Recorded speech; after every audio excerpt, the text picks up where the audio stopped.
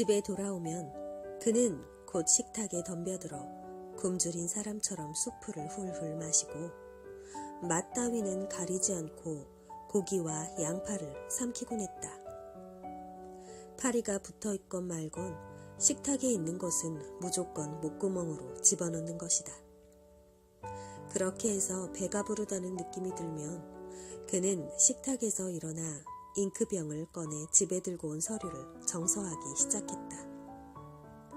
처리해야 할 서류가 없을 때에는 취미 삼아서 자기가 보관해둘 문서의 사본을 만들곤 했다. 문체가 아름다워서라기보다 어떤 새로운 인물이나 아주 높은 위치에 있는 사람에게 가는 서류라는 점에서 주목할 가치가 있을 경우 그는 반드시 필사해 두는 것을 원칙으로 삼고 있었다.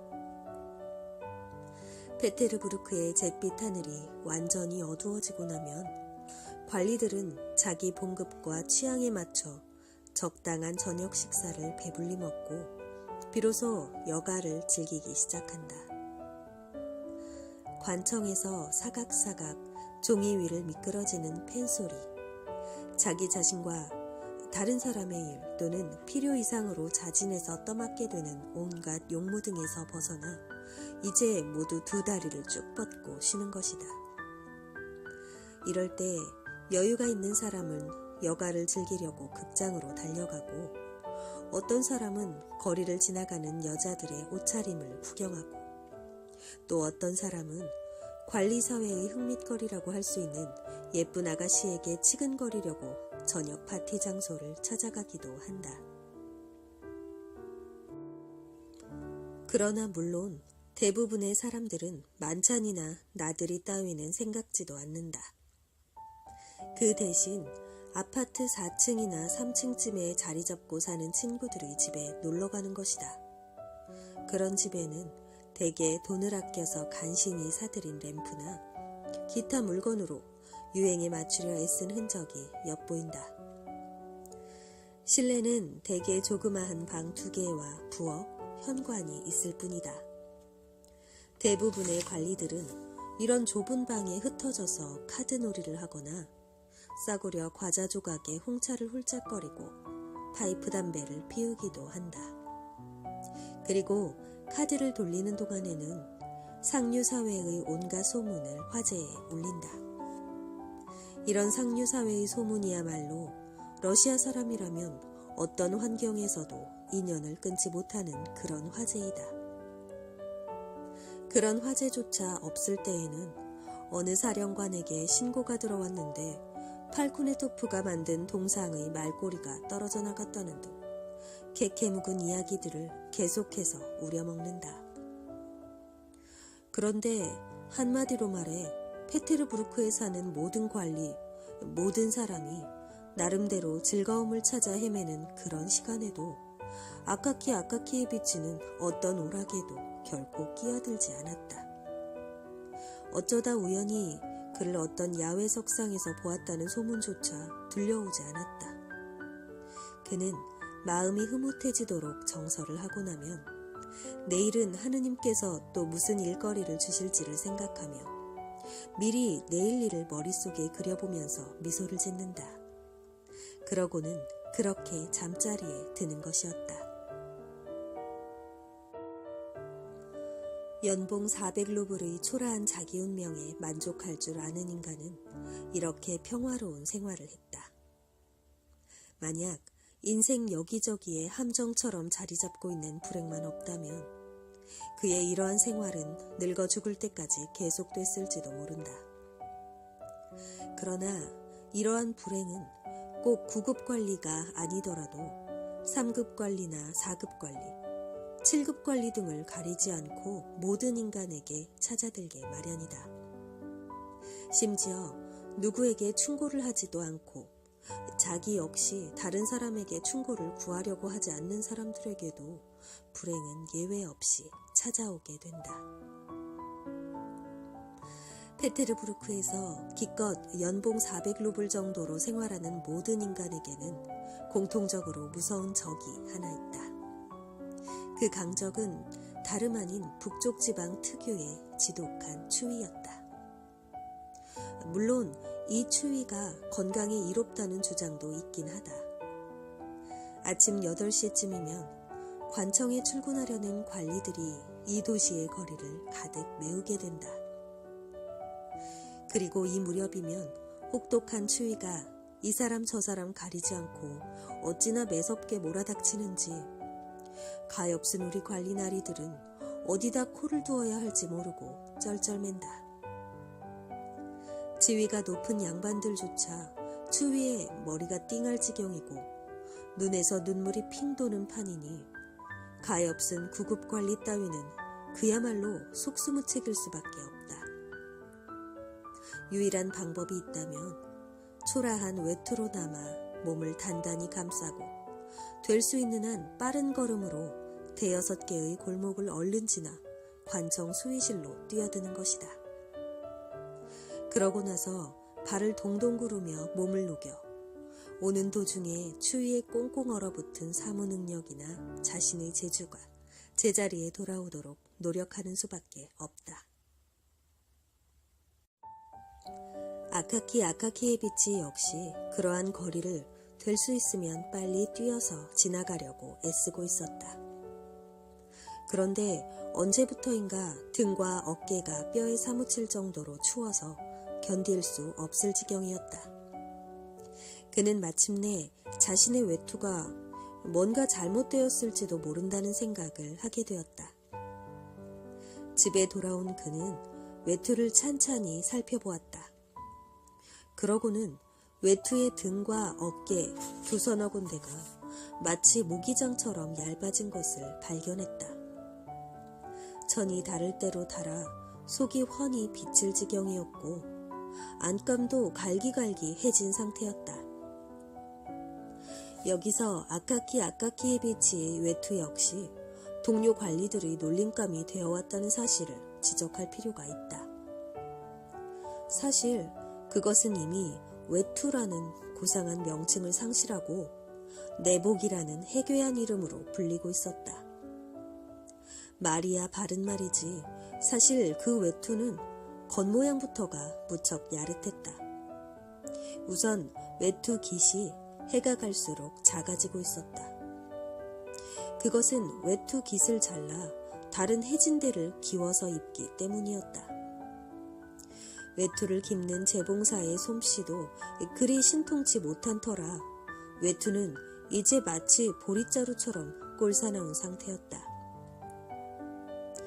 외투를 살펴보고 나서 사태를 대충 파악한 아카키에비치는 외투를 페트로비치에게 가져가야겠다고 생각했다.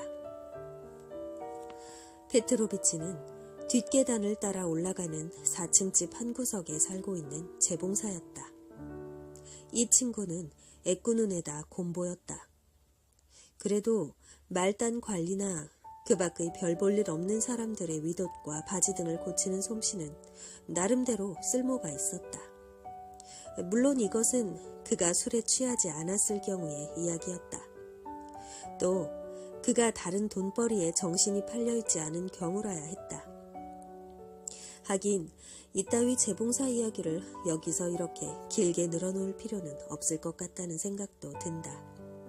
하지만 소설에서 어떤 인물이 등장하면 그 인물의 성격을 완전히 묘사해야 한다는 것이 정설처럼 돼 있으니 부득이 여기에 페트로비치를 좀 자세히 소개하도록 하겠다. 원래 그의 이름은 그리고리였다. 다시 말해서 그는 어느 지주귀족의 농노 신분이었던 것이다. 그러던 그가 페트로비치라고 불리게 된 것은 농노 해방 증서를 받고 자유의 몸이 된 뒤로 축제 때마다 술을 진탕 마시게 되면서부터였다. 그래도 처음에는 큰 축제 때에만 술을 마셨는데 얼마 지나지 않아 달력에 십자가 표시가 되어 있는 날이면 단 하루도 빼놓지 않고 곤드레만드레 취하기 시작했다. 이런 점에서 본다면 그는 자기 조상들의 관습에 무척 충실하다고 할 수 있었다. 마누라와 다툴 때에도 그는 더러운 계집년이라거나 독일 계집년이라는 등의 상스러운 욕설을 내뱉곤 했다. 이왕 페트로비치의 마누라 얘기가 나온 김에 이 여자에 대해서도 두서너 마디 덧붙일 필요가 있을 것 같다. 그러나 유감스럽게도 이 마누라에 대해서는 거의 알려진 것이 없다. 그저 페트로비치에게는 마누라가 있다는 것, 그 마누라는 쇼를 두르는 대신 모자를 쓰고 다닌다는 사실이 고작이다. 어쨌든 이 여자의 용모는 그다지 내세울 만한 것이 못 되는 모양이다.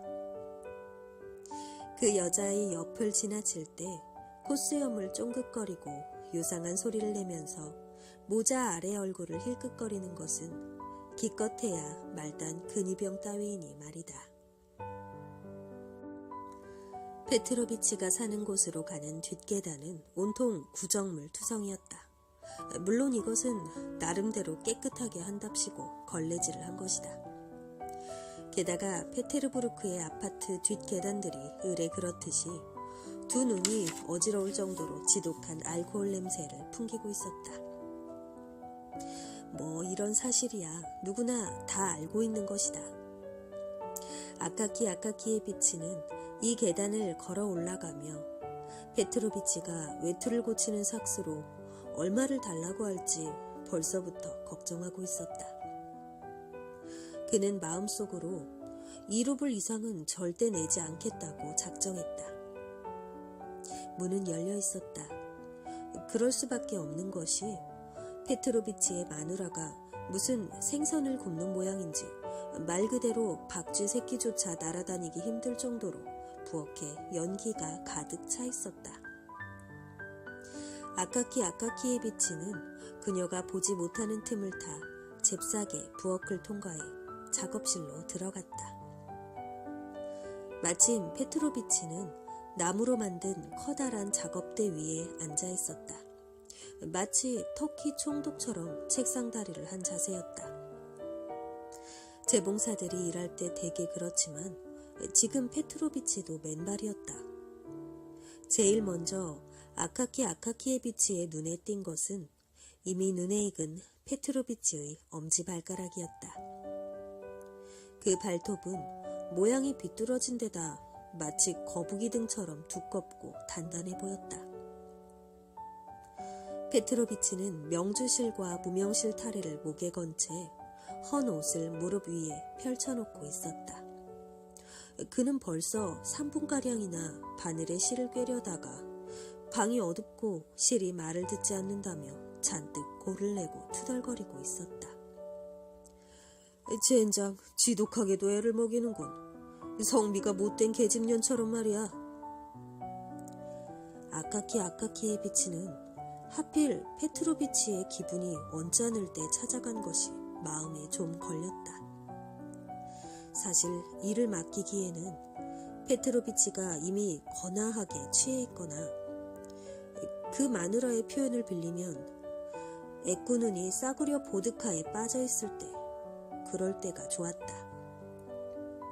그런 상태일 때는 옷 고치는 삭슬 선선히 양보할 뿐만 아니라 일을 맡겨 고맙다는 인사를 하기도 했다. 물론 그럴 경우 나중에 페트로비치의 마누라가 찾아와서 자기 남편이 술김에 그런 헐값으로 일을 맡았다고 우는 소리를 하기 일쑤지만 그럴 경우에도 10코페이카 동전 한 입이면 만사가 수월하게 해결되곤 했다.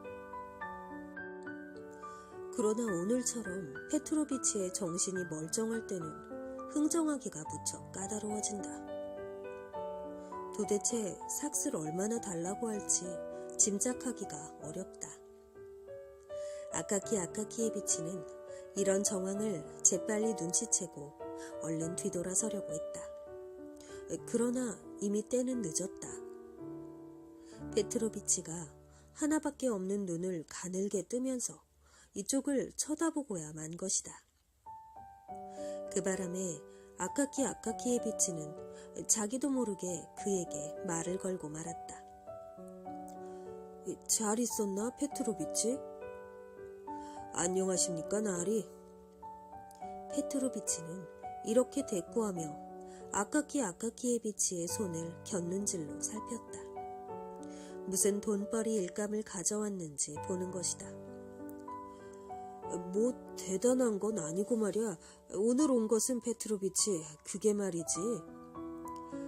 참고삼아 말해두지만 아카키 아카키에비치는 뭔가 설명해야 할 경우 전치사와 부사, 심지어는 아무 의미도 없는 전치사까지 이것저것 동원해 늘어놓는 버릇이 있었다. 그것이 까다로운 일일 경우에는 말끝을 제대로 마무리하지 못할 때도 많았다. 그건 분명히 전혀, 그러니까 또 뭐랄까 이따위 말로 얘기를 시작하고는 그 다음 말은 꺼내지도 않는 것이다. 그러면서 자기 딴에는 할 이야기를 다 했다고 생각하는지 그냥 입을 다물어 버릴 때도 종종 있었다. 도대체 무슨 일로 오신 건데요? 페트로비치는 이렇게 말하면서 하나밖에 없는 눈으로 아카키 아카키에비치의 제복을 옷깃에서부터 소매자락, 어깨, 옷자락, 단축구멍에 이르기까지 쭉 훑어보았다. 하긴 이 옷은 페트로비치의 손으로 만든 것이어서 너무나 눈에 익었다. 그러나 일단 손님을 봤다 하면 그렇게 쭉 살피는 것이 재봉사들의 몸에 밴 직업적인 습관이다.